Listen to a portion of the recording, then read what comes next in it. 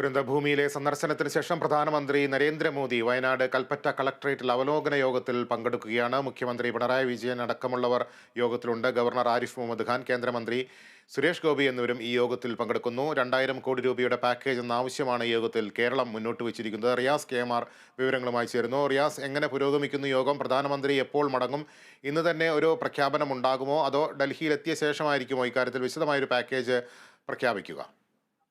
ലിബീഷ, ഇവിടെ വയനാട് കൽപ്പറ്റയിലുള്ള വയനാട് കളക്ടറേറ്റിൽ പ്രധാനമന്ത്രി പങ്കെടുക്കുന്ന യോഗം പുരോഗമിക്കുകയാണ്. യോഗത്തിനകത്ത് മുഖ്യമന്ത്രി പിണറായി വിജയനുണ്ട്, ഗവർണർ ആരിഫ് മുഹമ്മദ് ഖാനുണ്ട്, കേന്ദ്ര പെട്രോളിയം സഹമന്ത്രി സുരേഷ് ഗോപിയുണ്ട്.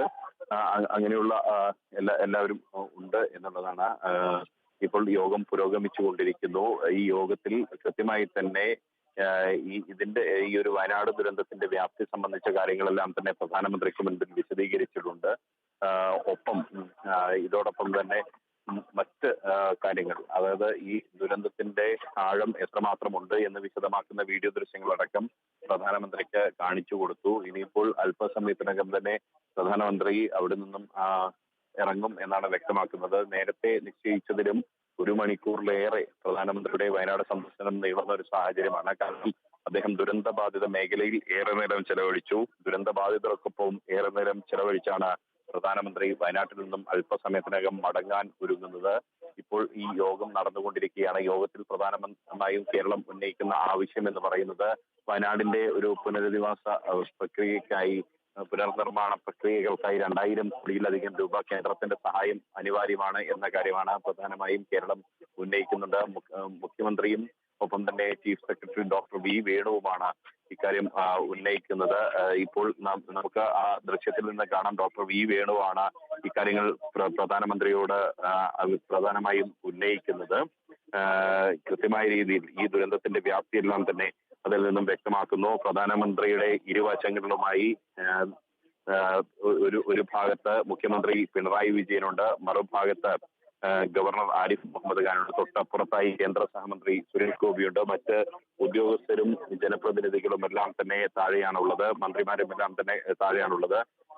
നിലവിൽ ആ വീഡിയോ ദൃശ്യങ്ങളെല്ലാം തന്നെ 1.5 മിനിറ്റ് ദൈർഘ്യമുള്ള ആ വീഡിയോ ദൃശ്യം, അതായത് വയനാട് ദുരന്തത്തിന്റെ വ്യാപ്തി എത്രമാത്രമാണ് എന്നുള്ള ഒരു വീഡിയോ ദൃശ്യം ഇപ്പോൾ പ്രധാനമന്ത്രിക്ക് കാണിച്ചു കൊടുത്തു. അതിനുശേഷം കൃത്യമായി തന്നെ ഓരോ കാര്യങ്ങളും chief secretary doctor V Venu വിശദീകരിക്കുകയും ചെയ്തിട്ടുണ്ട്. ഈ യോഗത്തിൽ മന്ത്രിസഭ ഉപസമിതിയിൽപ്പെട്ട റവന്യൂ മന്ത്രി കെ രാജൻ, വയനാടിന്റെ ചുമതലയുള്ള മന്ത്രി AK ശശീന്ദ്രൻ, പൊതുമരാമത്ത് വകുപ്പ് മന്ത്രി PM മുഹമ്മദ് റിയാസ്, വയനാട്ടുകാരനായ മന്ത്രി OR Kelu, Kalpetta MLA T Siddique, Wayanad collector DR Meghashree, ADGP MR Ajith Kumar അടക്കമുള്ള ഉന്നത ഉദ്യോഗസ്ഥരെല്ലാം തന്നെ ഈ യോഗത്തിൽ സംബന്ധിക്കുന്നുണ്ട്. കേന്ദ്ര ഉദ്യോഗസ്ഥരും ഈ യോഗത്തിലുണ്ട്. DGP ഷെയ്ഖ് ദർവേഷ് സാഹിബുമുണ്ട്.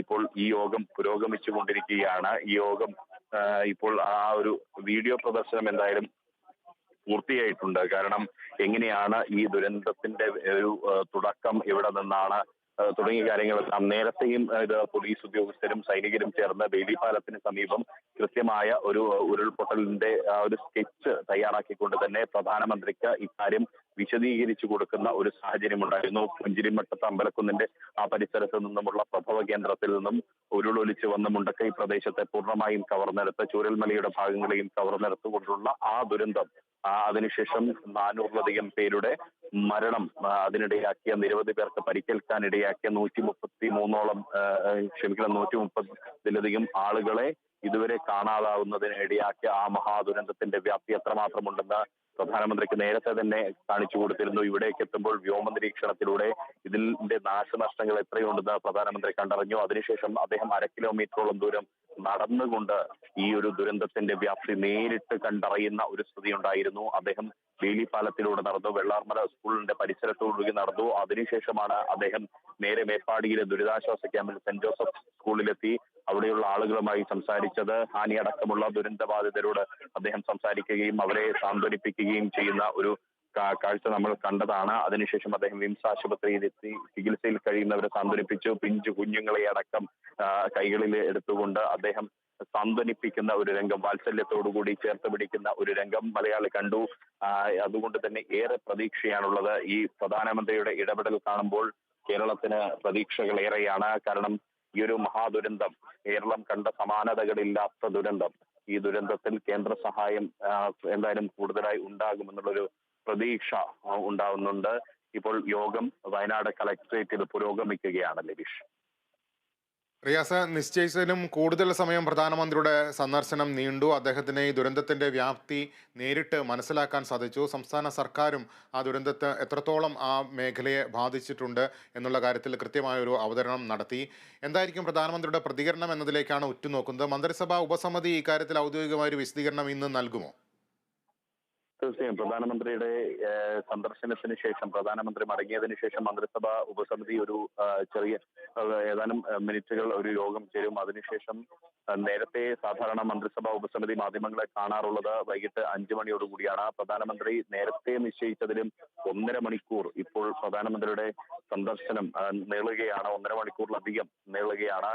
കാരണം ഈ ഒരു ദുരന്ത ബാധിത മേഖലയിൽ പ്രധാനമന്ത്രി 1.5 മണിക്കൂറിലധികം നേരം നേരത്തെ നിശ്ചയിച്ചതിനേക്കാൾ ചെലവഴിച്ചു എന്നുള്ളതാണ്. അതുകൊണ്ട് തന്നെ ഇത് ഏറെ കേരളത്തെ സംബന്ധിച്ച് ഏറെ ഗുണകരമാകും ഈ ഒരു സാഹചര്യം എന്നാണ് മനസ്സിലാകുന്നത്. അത് അതിനുശേഷം മന്ത്രിസഭ ഉപസമിതി യോഗം ചേരും. പ്രധാനമന്ത്രിയും മുഖ്യമന്ത്രിയും ഗവർണറും കേന്ദ്ര സഹമന്ത്രി സുരേഷ് ഗോപിയും അടക്കമുള്ള സംഘം മടങ്ങിയതിനു ശേഷം മന്ത്രിസഭാ ഉപസമിതി യോഗം ചേരും. ഒരുപക്ഷെ ഇന്ന് വൈകിട്ട് 6 മണിയോടുകൂടിയായിരിക്കും മന്ത്രിസഭാ ഉപസമിതി മാധ്യമങ്ങളെ കാണുക. ഇനിയും യോഗം ഇങ്ങനെ നീളുകയാണെങ്കിൽ, പ്രധാനമന്ത്രി പങ്കെടുക്കുന്ന ഇപ്പോൾ നടന്നുകൊണ്ടിരിക്കുന്ന അവലോകന യോഗം ഇനിയും നീളുകയാണെങ്കിൽ ഈ മന്ത്രിസഭാ ഉപസമിതിയുടെ യോഗവും വാർത്താ സമ്മേളനവും 6 മണി കഴിഞ്ഞ് നീളാനുള്ള ഒരു സാധ്യതയാണ് ഈ ഘട്ടത്തിൽ കാണുന്നത്. ഇവിടെ നിന്നും തിരിച്ച് യോഗശേഷം തിരിച്ച് ഈ SKMJ സ്കൂൾ ഗ്രൗണ്ടിൽ തയ്യാറാക്കിയ ഹെലിപ്പാഡിൽ നിർത്തിയിട്ടിരിക്കുന്ന ഹെലികോപ്റ്ററിൽ, വ്യോമസേനയുടെ ഹെലികോപ്റ്ററിൽ അദ്ദേഹം കയറി നേരെ കണ്ണൂർ വിമാനത്താവളത്തിലെത്തി. അവിടെ വ്യോമസേനയുടെ വിമാനത്തിലാണ് പ്രധാനമന്ത്രി അല്പസമയത്തിനകം മടങ്ങുക ലതീഷ്. റിയാസ്